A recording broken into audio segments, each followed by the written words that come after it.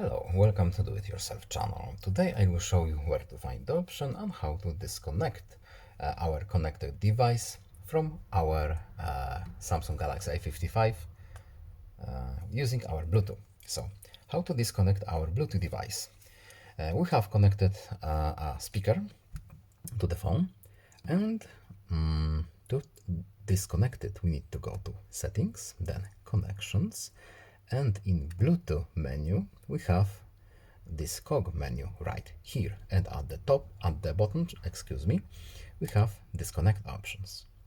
And as you can see, now this specific device will be disconnected without turning off every other device, or without turning off our Bluetooth at all. So I hope this video was helpful to you. Please leave a like and subscribe. Have a nice day and see you in the next video. Goodbye.